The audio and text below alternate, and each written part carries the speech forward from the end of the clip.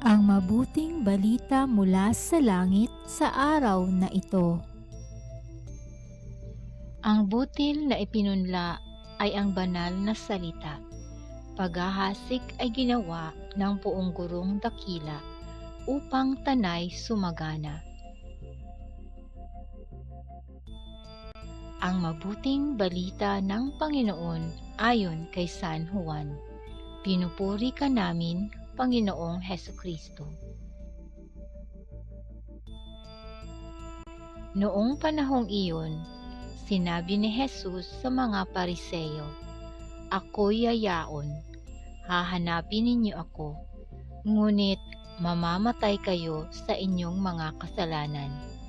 Hindi kayo makapupunta sa paroroonan ko." Sinabi ng mga Hudyo, "Magpapakamatay kaya siya? Kaya niya sinasabing, hindi kayo makapupunta sa paroroonan ko?" Sumagot si Jesus, "Kayo'y taga-ibaba, ako'y taga-itaas.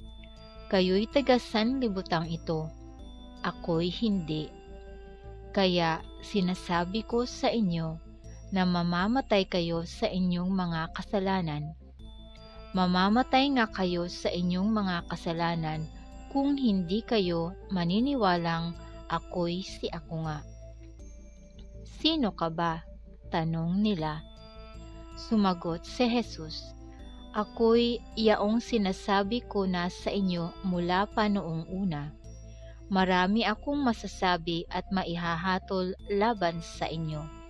Ngunit totoo ang sinasabi ng nagsugo sa akin, at ang narinig ko sa kanya ang ipinapahayag ko sa sanlibutan." Hindi nila naunawaan na siya'y nagsasalita tungkol sa Ama.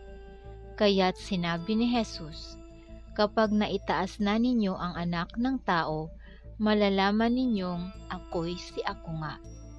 Wala akong ginagawa sa ganang sarili ko lamang. Nagsasalita ako ayon sa itinuturo sa akin ng Ama, at kasama ko ang nagsugo sa akin. Hindi niya ako iniiwan, sapagkat lagi kong ginagawa ang nakalulugod sa Kanya." Marami sa nakarinig nito ang naniwala sa Kanya.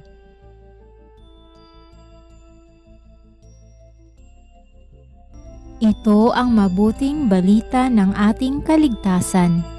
Papuri sa Diyos.